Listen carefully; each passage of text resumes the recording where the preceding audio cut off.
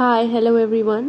So this is the video for CA Intermediate Taxation Examination which was held on 9th of May 2024. So there's a short review about the paper.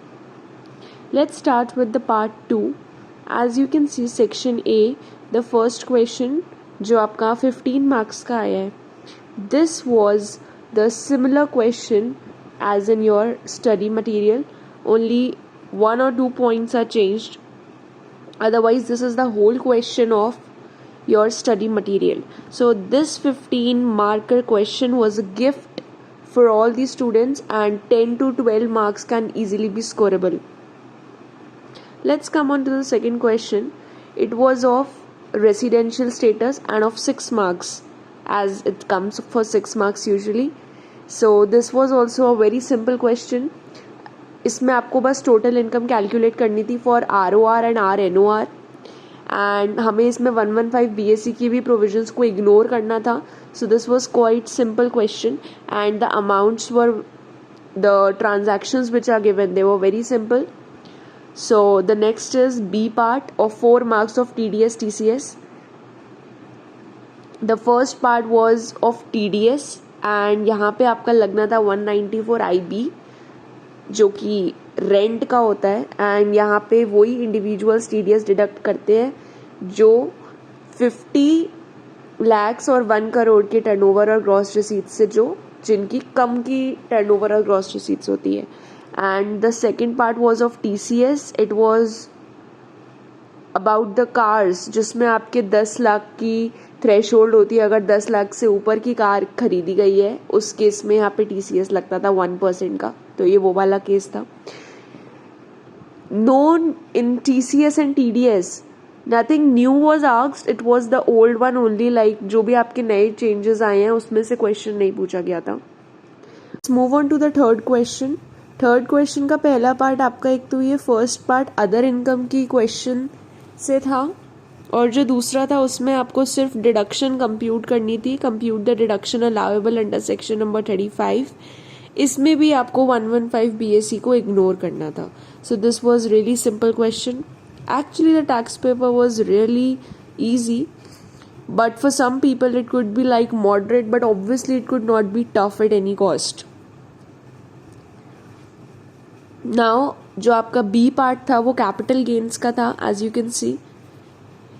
Okay, the fourth question was you have to compute the total income. ये आपका set off carry forward का question है और इसमें लिखा है as you are shifting out of the default tax regime, मतलब old regime normally हमें उस हिसाब से करना था.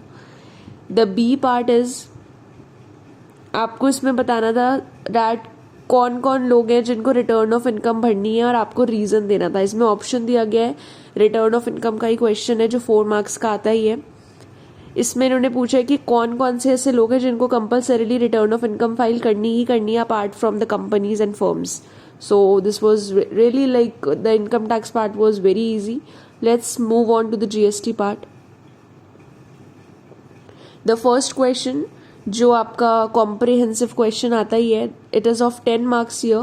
इसमें आपको वही जो हम निकालते हैं amount of net minimum GST payable in cash और इसमें आपका B part जो था दिस वॉज अ 5 मार्क्स जिसमें आपको वैल्यू ऑफ सप्लाई निकालनी थी.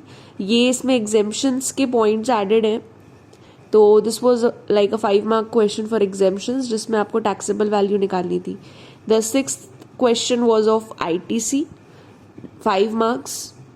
This was also the simple one.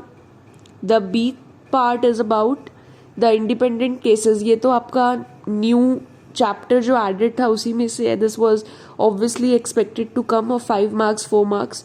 सो ये आपका डायरेक्ट प्लेस ऑफ सप्लाई के क्वेश्चन में 3 पार्ट्स दिए गए थे. क्वेश्चन नंबर 7 में आपको पूछा है कि आपको इंटरेस्ट पेबल निकालना है अंडर सेक्शन नंबर 50 और रूल 88B के बारे में भी बताना था. सो ये थोड़ा आपका रिटर्न्स का और इंटरेस्ट पेबल का क्वेश्चन रहा.